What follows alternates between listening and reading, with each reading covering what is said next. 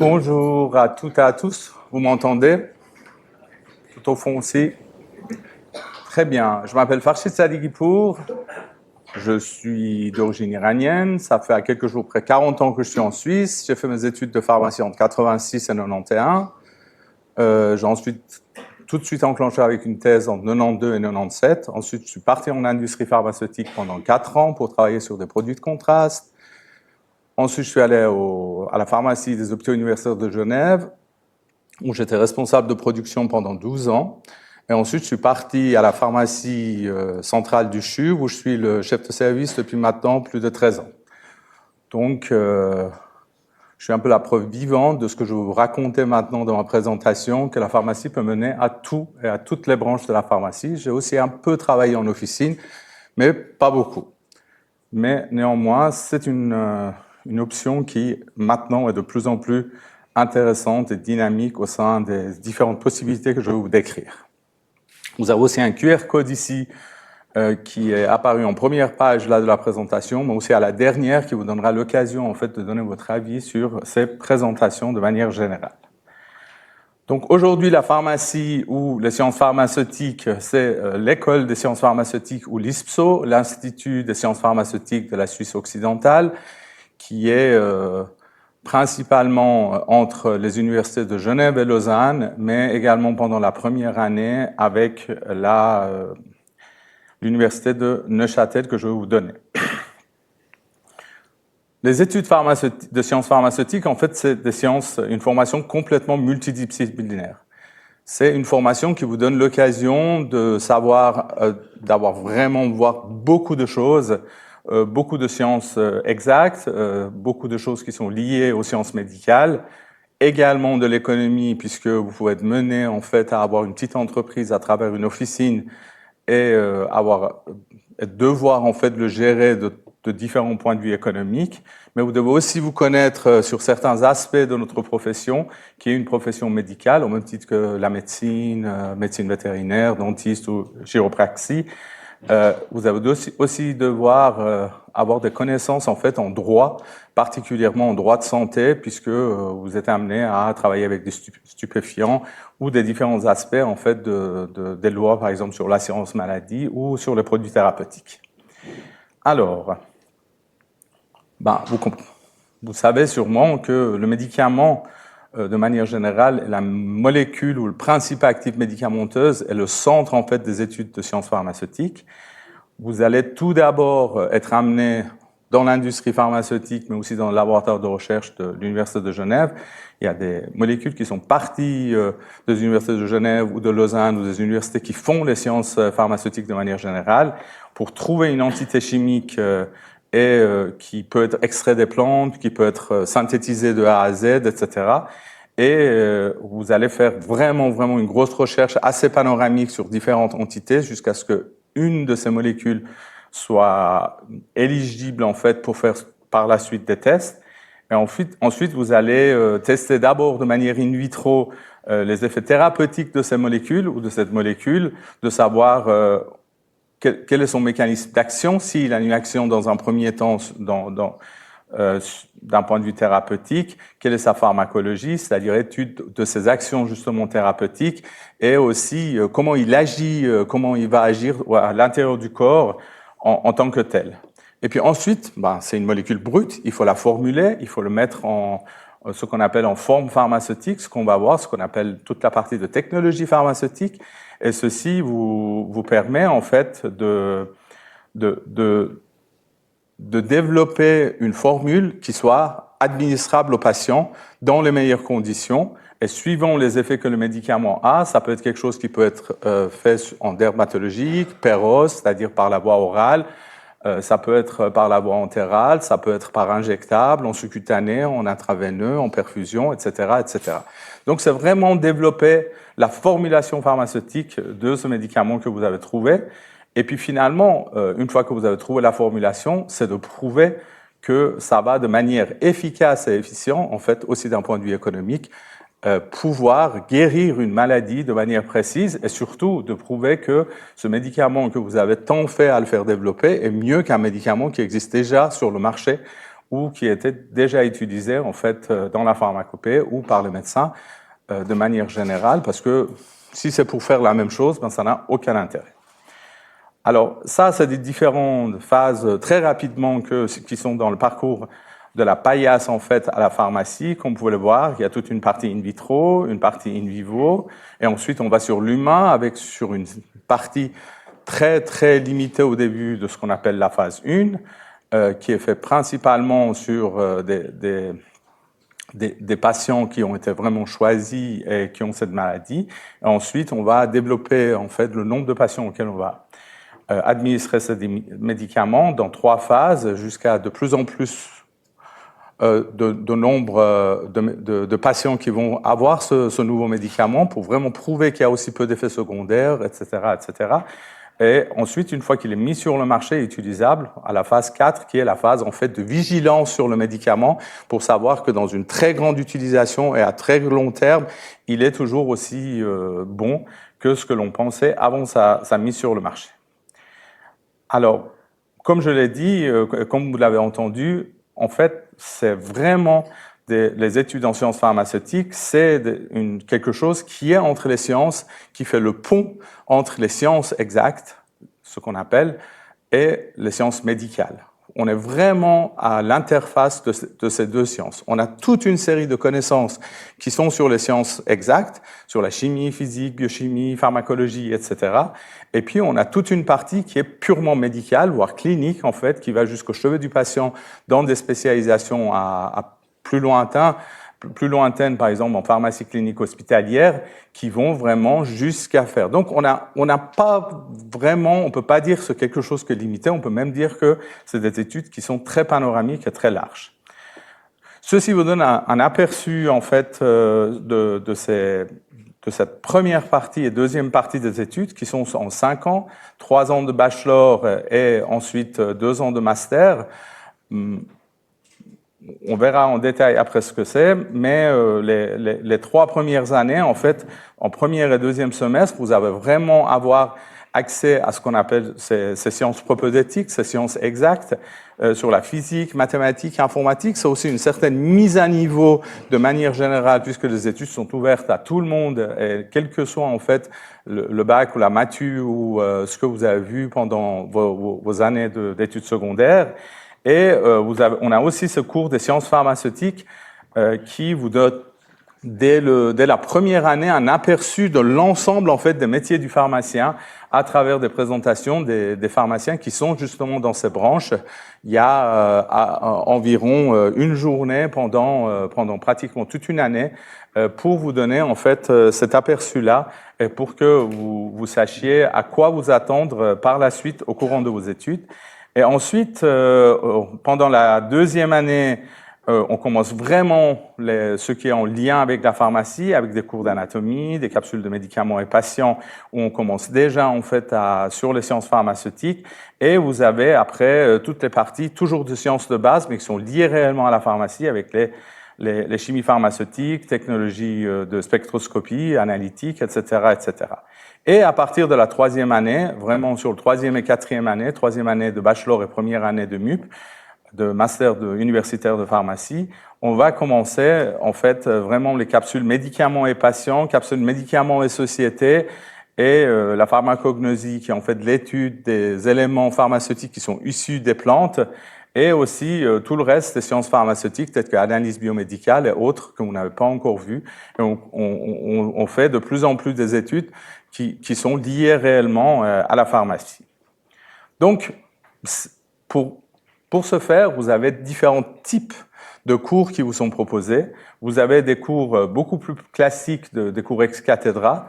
Ces cours vont se diminuer de plus en plus parce que déjà, on a senti après le Covid, et on le voit, qu'il n'y a pas une grande appétence de la part des étudiants d'être présents dans les salles de cours, ce que nous regrettons parce que ça enlève un peu de l'interaction qu'on peut avoir avec vous. Mais de manière générale, c'est aussi des cours qui, à notre avis, amèneraient moins que des cours qu'on peut mettre en place à travers des e-learning, des choses que vous pouvez vous-même en fait écouter, étudier pendant des heures qui vous sont consacrées. Hein. C'est pas des heures à la maison, en dehors des heures de cours, mais on va libérer des heures pour que vous puissiez en fait suivre des cours de e-learning plus condensés. Mais ces cours ex cathedra, malgré tout, que ce soit par rapport à e-learning ou autre, vont demeurer et on va donner de plus en plus à travers l'avancement dans vos études le privilège de faire des ateliers et d'autres cours, tels que par exemple des cours inversés ou des cours ateliers. Les cours inversés, en fait, on vous donne un sujet, on vous demande comme si vous alliez vous préparer un cours de 20 minutes, 25 minutes. C'est vraiment intéressant parce que ça vous oblige à approfondir ça, mais aussi à aller écouter les autres et après, on aura une petite critique sur comment c'était fait. On vous donnera des feedbacks et des retours sur votre cours. On le corrigera pour que, en même temps, ce qui reste soit juste. Et après, vous pouvez aussi participer à ce que font les autres, en fait, camarades de classe sur ces cours inversés. Donc, c'est une méthode d'apprentissage qui est très, très en cours dans beaucoup d'universités dans le monde. Et les cours ateliers, c'est en fait vous avoir donné la possibilité de suivre des cours en e-learning. Et là, on prend un cas réel, on prend un cas, que ce soit analytique, clinique, etc. On va vraiment discuter ensemble en petits groupes et on va vous aider en fait à résoudre en fait un cas. Et par la suite, on peut discuter de qu'est-ce qui était la solution juste et expliquer pourquoi. Et à ce moment-là, on a réellement un apprentissage qui est beaucoup plus approfondi. Il y a aussi des projets interdisciplinaires, c'est un peu plus vaste, ça vient déjà en fin de bachelor ou en début de master, ça vous donne un sujet que vous allez traiter vraiment de manière beaucoup plus approfondie. On va vous demander de faire une recherche bibliographique, de faire un poster dessus, de faire un mini-article résumé comme si vous voulez le présenter à un congrès et on va vous demander de faire une brochure et aussi une présentation vulgarisée sur ce sujet pour les autres. Et c'est vraiment une étude sur des sujets qui peuvent être vraiment extrêmement variés pour que vous appreniez en fait à faire aussi un peu de recherche bibliographique et vous appreniez à faire de la recherche proprement dite et approfondir un sujet par vous-même puisque c'est aussi ça l'université par rapport au gymnase ou collège ou lycée ou quel que soit le canton, c'est de pouvoir soi-même aller chercher la science et les sciences et pouvoir approfondir de sujets et que le professeur et tout le monde est là principalement pour vous entourer, pour vous accompagner dans ces recherches. Vous aurez aussi des cours informatiques, vous aurez à disposition des moniteurs en fait d'informatique de manière individuelle dans les Teach Labs. On vous donne quelque chose que vous allez résoudre et puis quelqu'un de l'autre côté peut contrôler ce que vous faites, vous aider de manière individualisée en groupe et ça permet aussi par exemple d'aller sur des études de cas ou de faire des statistiques de manière individuelle mais ceci dans un cadre en fait de vos études. Alors, par rapport à quand moi j'ai fait mes études il y a très longtemps, pratiquement 2/3 de nos cours étaient des laboratoires. Ceci a été baissé de manière importante, mais quand même les études de pharmacie restent des études dans lesquelles il y a pas mal de travaux pratiques et de travaux de laboratoire. Donc parce que vous avez quand même un métier qui est quelque part à un moment donné peut être manuel à travers par exemple la préparation des médicaments et ceci vous oblige aussi à maîtriser certaines techniques je dirais manuel de paillasse et il y a pas mal de choses, par exemple dans la chimie pharmaceutique, vous allez apprendre à faire de la synthèse de molécules, ça peut aussi aller aussi loin. Il faut savoir que quand vous finissez vos études de pharmacie, vous avez pratiquement le 2/3 en matière de crédit que si vous avez fait des études de chimie. En fait, 1/3 de ce que vous avez fait en études, de ce que vous avez fait des études de médecine. Ou de biologie ou autre. C'est pour ça que je dis la matière est assez dense, mais aussi la panoplie est très large sur ce que vous allez voir. En tout cas, pendant les travaux pratiques de laboratoire, vous avez pas mal de travaux pratiques.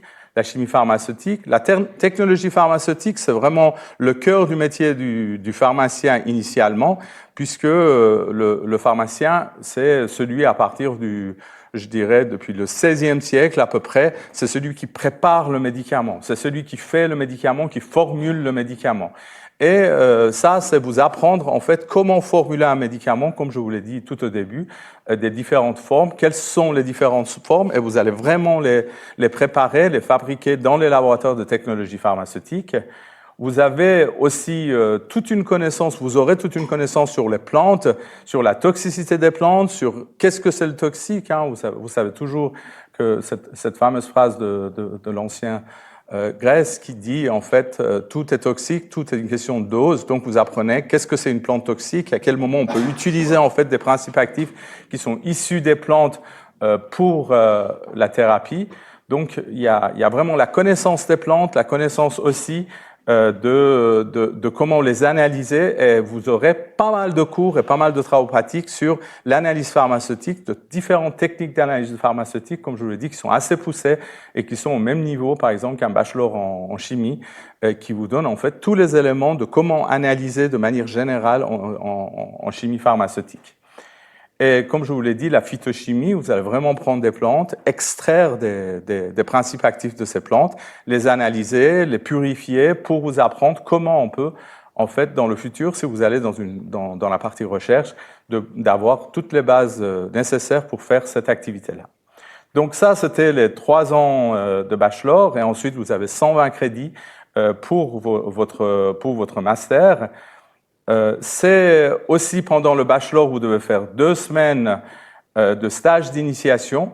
Ces 2 semaines peuvent se passer 2 semaines en pharmacie d'officine. Vous pouvez en faire 1 semaine en pharmacie d'officine. En fait, c'est 2 semaines minimum. Hein. Vous pouvez faire plus que 2 semaines. Vous pouvez vous arranger pour faire 3 semaines, jusqu'à 4 semaines maximum, parce qu'on n'aura pas le temps d'en faire plus, ça il faut le dire avec le programme. Mais dans ces 2 semaines, même ces 2 semaines, vous pouvez faire jusqu'à quelques jours, en fait, dans une pharmacie hospitalière, 2 à 5 jours, suivant les pharmacies et suivant les régions. En Valais, c'est 2 jours. Au CHUV, c'est 3 jours. À Genève, c'est 5 jours. À Morges, c'est 4 jours. En fait, chacun a fait un programme suivant ce qu'il pouvait faire et ce qu'il voulait offrir, en fait, à travers les pharmacies hospitalières en Suisse romande. Et ça vous permet, ces 2 semaines, d'avoir une idée vraiment précise avant la fin de votre bachelor, puisqu'il faut faire ces 2 à 4 semaines avant la fin de votre bachelor, d'avoir une idée qu'est-ce que c'est la vie du pharmacien, en tous les cas à l'officine et à l'hôpital. Et je vous dirai pourquoi ces 2 options sont les options en fait principales de votre droit de pratique. Il y a aussi, comme je l'ai dit, la formulation. Vous allez vraiment être, suivant l'université que vous allez choisir, que même par la suite, parce qu'il n'y a rien qui est là. Moi, je suis en train de vous présenter ce qui est possible à l'UNIL, entre l'UNIL et l'UNIGE. Mais je veux dire, après, si vous voulez faire une année ailleurs, vous pouvez le faire. Mais dans tous les cas, il faut le savoir, c'est que de manière générale, les universités suisses les sections de pharmacie sont vraiment à la pointe, en fait, des études en pharmacie. Et à chaque fois, ils sont extrêmement bien classés de niveau mondial et européen, et encore plus au niveau francophone sur les études de sciences pharmaceutiques. Vous allez avoir, ça c'était vraiment les aspects sciences et cliniques, vous allez aussi avoir pas mal de cours dans la communication et interprofessionnalité en santé. C'est un élément qui devient de plus en plus important. Vous n'êtes plus seul, vous devez travailler avec les médecins, les infirmiers, des diététiciens, tout au long de votre carrière, en tout cas qui est de la clinique ambulatoire ou hospitalière, peut-être moins dans la recherche. Même quand vous êtes dans la recherche, la multidisciplinarité, ça serait autrement, ça sera dans le domaine de recherche avec des chimistes, des biologistes, des médecins. Mais en tous les cas, dans la pratique de la profession médicale telle qu'on la conçoit et telle que tout le monde a en image, c'est-à-dire à l'officine ou à l'hôpital, en tous les cas, l'interprofessionnalité en santé est un élément maintenant essentiel et incontournable de votre future pratique. Là-dedans vient également la santé digitale, parce que, je veux dire, les choses sont là, et il faut prendre acte, et il faut travailler avec, et il faut les maîtriser, et même les avancer, pour pouvoir en faire un usage qui est le plus juste, y compris, par exemple, l'intelligence artificielle, etc., dans lequel il y a de plus en plus de projets, en fait, que ce soit en médecine, en pharmacie ou dans les sciences pharmaceutiques de manière générale, à pouvoir maîtriser et utiliser, par exemple, l'intelligence artificielle à bon escient selon ce que nous devons faire. Pour pouvoir maîtriser cette interprofessionnalité et la communication, vous aurez des simulations interprofessionnelles, vous avez ce qu'on appelle du shadowing, c'est-à-dire suivre un professionnel de santé pendant sa pratique et le suivre tout simplement pour voir comment elle ou il fait et pouvoir poser vos questions pour mieux apprendre en fait comment on interagit avec les autres. Et bien sûr, il y a tout le reste de la panoplie de la pédagogie avec les analyses de la littérature écrites, des parties e-learning, tout ce qui existe en fait sur le marché de l'éducation de manière générale. À la fin de votre deuxième année de master, vous avez un travail de master. Le travail de master, c'est vraiment une recherche scientifique pendant 20 semaines. On va vous donner un sujet. Vous pouvez choisir le sujet où vous voulez. Chaque année, il y a pratiquement 250 sujets qui sont présentés par les différents laboratoires et entités qui s'occupent en fait des sciences pharmaceutiques.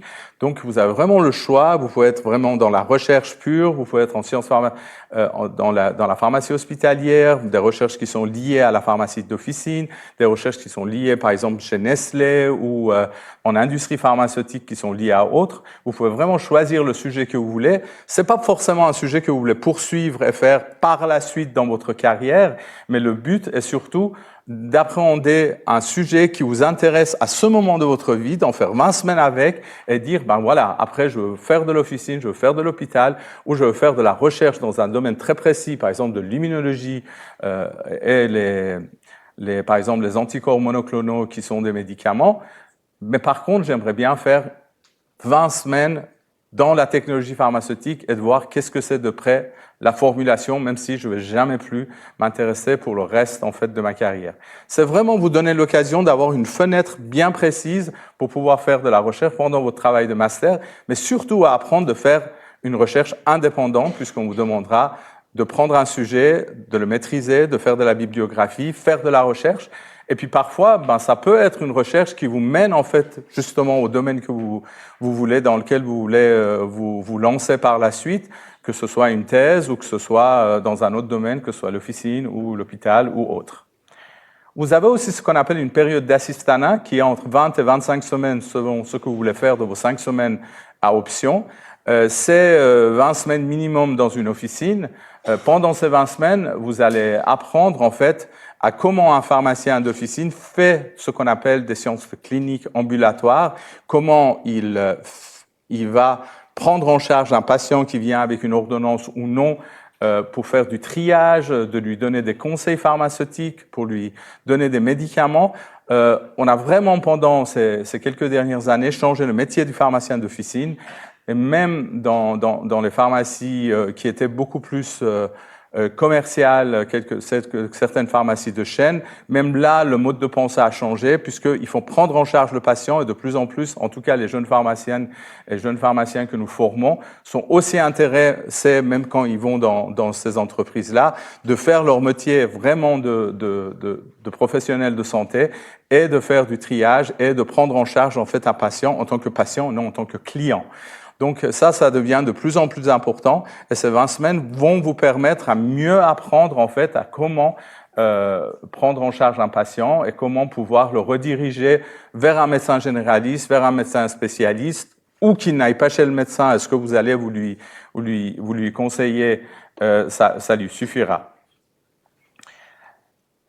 Donc finalement, vous allez faire votre BUSP 1, le bachelor universitaire des sciences pharmaceutiques dans une université qu'on va voir que vous choisirez.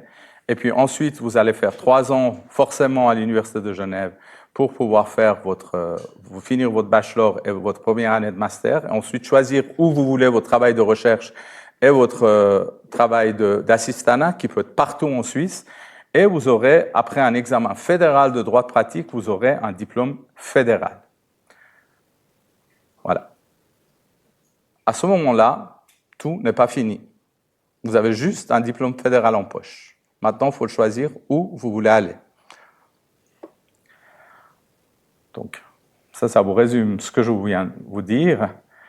Donc, une fois ce diplôme en poche, vous avez la possibilité d'aller en officine, vous avez la possibilité d'aller dans les hôpitaux, aller en industrie, faire de la recherche, faire une thèse, un doctorat en sciences pharmaceutiques, ou encore autre. Donc, la pharmacie d'officine, c'est ce que choisissent une majorité de pharmaciennes et de pharmaciens diplômés. C'est, comme je l'ai dit, la prévention, le triage, la validation des ordonnances, l'interaction, l'interprofessionnalité, d'engager des soins pharmaceutiques primaires et ensuite faire un suivi en fait du patient tout au long de sa maladie, qui dans la majorité des cas aujourd'hui ce sont des maladies chroniques malheureusement, mais aussi réfléchir à son bien-être, à comment qu'il puisse avoir la même qualité de vie. Et ça, c'est vraiment aujourd'hui le travail de la pharmacie d'officine, de donner un conseil aux malades, aux patients. Sinon, vous avez en fait l'hôpital, vous pouvez faire un MAS qui est à l'Université de Genève et Lausanne, qui est un master des études avancées en pharmacie hospitalière de 3 années. C'est un cursus qui est très académique, qui est très structuré, que vous le ferez soit au CHUV, soit au HUG. Malheureusement, il y a 2 places par année. Sinon, vous pouvez choisir une place qui est offerte dans un des hôpitaux régionaux qu'on appelle une place de FPH en pharmacie hospitalière, qui est aussi sur 3 à 4 ans. Et que pendant ces 3 à 4 ans, vous deviendrez spécialiste, vous suivrez des cours théoriques qui sont environ quelques 300 heures pendant ces 3-4 ans. Et ensuite, vous présenterez un examen fédéral de pharmacie hospitalière. J'ai oublié aussi de dire qu'ici aussi, quand vous allez en officine, pendant 2 ans, vous devez vous former en fait pour avoir votre FPH en fait, ou votre diplôme de spécialisation fédérale en pharmacie d'officine. Après 2 ans que vous pouvez présenter à cet examen, il faut juste être clair que sans celui-ci ou celui-là, vous n'avez pas le droit de pratiquer de manière indépendante, ça veut dire de devenir pharmacien responsable d'une officine ou d'un hôpital. Donc, il faut absolument faire une de ces études. Et pour être clair, si vous voulez devenir pharmacien dans le terme qu'on l'entend, c'est pas 5 ans, il faut être franc avec vous, c'est pas 5 ans, c'est 7 ans à 8 ans pour avoir un droit de pratique indépendante. Ça, c'est dans le cas où vous voulez pratiquer en tant que pharmacien. Sinon, vous pouvez aller en industrie avec votre diplôme. On s'en fiche un peu de votre diplôme fédéral, mais vous pouvez aller en industrie et à ce moment-là, vous pouvez aller travailler soit dans le marketing, soit dans les aspects réglementaires, parce que vous avez déjà de bonnes connaissances en fait dans les aspects réglementaires et de loi. Et là, vous pouvez aller en industrie avec votre diplôme et travailler dans ces domaines-là, en industrie pharmaceutique, ou aller faire parfois en tant que pharmacien qui connaît la technologie pharmaceutique, aller travailler dans une équipe spécialisée en technologie pharmaceutique ou de pharmacognosie ou autre. Donc, vous n'avez pas forcément besoin d'aller plus loin dans vos études pour aller travailler en industrie. Néanmoins, si vous voulez grader en industrie et aller plus loin, il est indispensable de faire un doctorat qui dure entre 3 et 5 ans. Et ceci va vous donner la possibilité, en fait, de faire une carrière de recherche enceinte dans un premier temps. Et cette carrière de recherche pendant 3 à 5 ans va vous permettre, en fait, de pouvoir aller par la suite soit vers de nouveau rester dans l'académique et faire une carrière académique si ça vous plaît, ou par contre aller de nouveau dans l'industrie pharmaceutique, dans un domaine dans lequel vous êtes spécialisé pendant votre thèse, et à ce moment-là, là vous aurez un peu plus de perspectives en fait, de pouvoir monter en fait dans vos métiers au sein de l'industrie pharmaceutique. Ça, il faut le dire, c'est si vous voulez aller plus haut, c'est quasi indispensable, en tout cas en tant que pharmacien.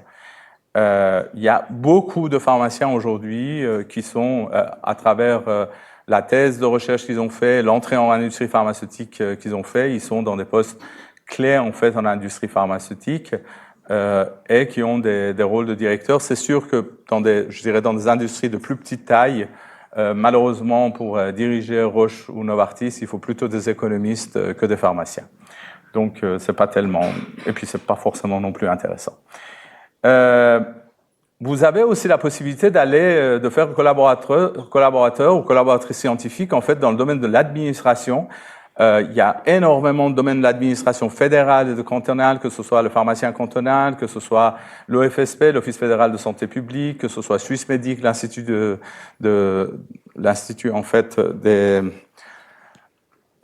produits thérapeutiques de la Suisse, en fait qu'on appelle Swissmedic communément. Vous avez énormément en fait aussi d'administration dans lesquelles vous pouvez vous engager en tant que pharmacien avec le diplôme, avec une thèse, pour aller travailler vraiment dans comment réguler la pharmacie et la pratique de la pharmacie dans le pays, ou comment aider en fait à réguler ça par rapport à l'industrie pour les médicaments qui sont développés.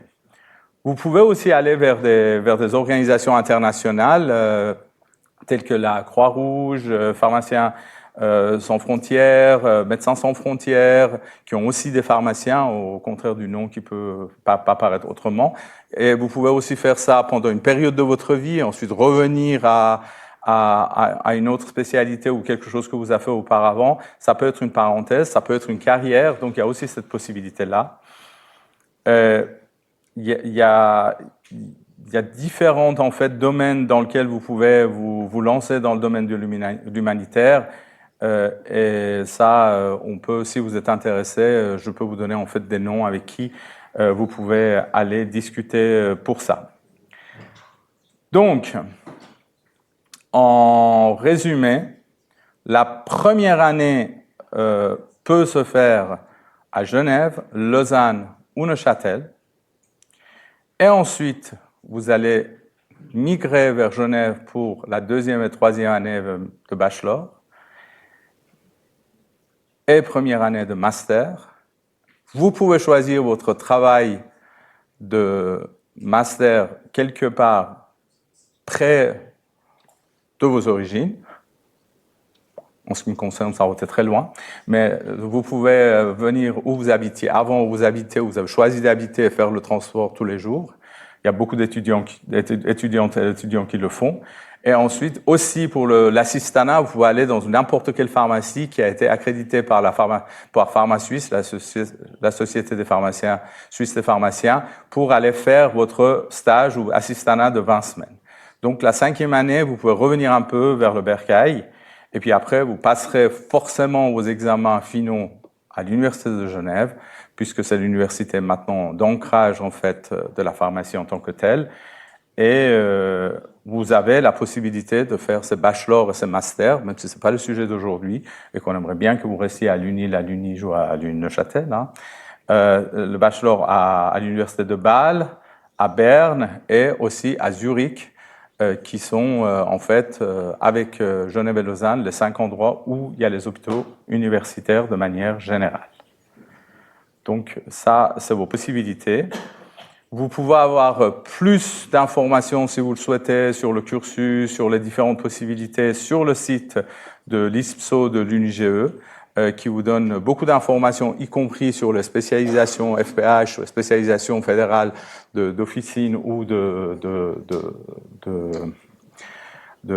pharmacie hospitalière. Et puis, est-ce que jusque-là, vous avez des questions ? Sinon, on peut faire tout à la fin si vous souhaitez. Maintenant, quelques peut-être mots sur ISPSO. Aujourd'hui, l'ISPSO est ancré en fait au centre médical universitaire, à côté de la faculté de médecine, tout près des hôpitaux universitaires de Genève. Ce déménagement qui a lieu maintenant depuis à peu près 8 ans nous a permis de nous approcher de la faculté de médecine. Comme je l'ai dit, nous sommes vraiment ce pont entre la médecine et les sciences exactes. Et ça a permis aujourd'hui d'être tout à côté aussi pour toutes les recherches qui sont faites de manière translationnelle et qui sont faites en interprofessionnalité avec le monde médical et tout près des hôpitaux universitaires, en tout cas à l'Université de Genève, de la même manière que l'antenne CRISP en fait, de l'ISPSO à Lausanne, à l'Université de Lausanne, et dans le CHUV à travers cette petite unité qui s'appelle le CRISP. Et que, en fait, nous, les enseignants qui donnons les enseignements de base ou de spécialisation, en fait, à l'UNIGE ou à l'UNIL, nous sommes ancrés principalement là. Mais l'ISPSO à Genève, c'est 200 collaborateurs avec toute, en fait, la panoplie des personnes qui travaillent, de préparateurs en chimie qui préparent les laboratoires jusqu'aux secrétaires, les professeurs, les assistants, qui sont en train de faire leur thèse, les postdoctorants, les maîtres assistants, et puis tout le corps en fait intermédiaire d'enseignement. Il y a encore la journée des bachelors à l'UNIGE qui a lieu le 4 mars 2026, juste si ça vous intéresse d'aller jeter un coup d'œil. Et puis, pour encore finir avec quelques chiffres sur le nombre de collaborateurs, sur le nombre d'étudiants qui sont maintenant entre 450 et 500 sur les 5 ans, il y a énormément d'heures d'enseignement par année qui sont données. Nous sommes une section des sciences pharmaceutiques qui sommes accrédités en fait de manière institutionnelle et par les universités aussi étrangères en tant que site accrédité des sciences pharmaceutiques. Nous sommes la première école de pharmacie en Suisse et dans la francophonie, la 34e mondiale, en sachant qu'au moins une vingtaine sont aux États-Unis et en Angleterre, donc on est encore assez en avance. Et puis, vous voyez qu'il y a 17 unités de recherche quand même, ça donne une large diversité dans les recherches. Il y a plus que 1000 publications dans les 5 dernières années. Il y a eu énormément de brevets aussi qui ont été posés, donc il y a vraiment un dynamisme au sein de la recherche dans ces deux universités, les sciences pharmaceutiques, et aussi des spin-offs qui ont été créés et qui ont pu faire autre chose. De manière générale, les délais sont au 30 avril pour vous inscrire aux sciences pharmaceutiques, à l'UNIL, bien sûr, puisqu'on est aujourd'hui ici pour vous, pour pouvoir passer votre première année. Et ceci étant dit, je suis à votre disposition pour répondre à vos questions.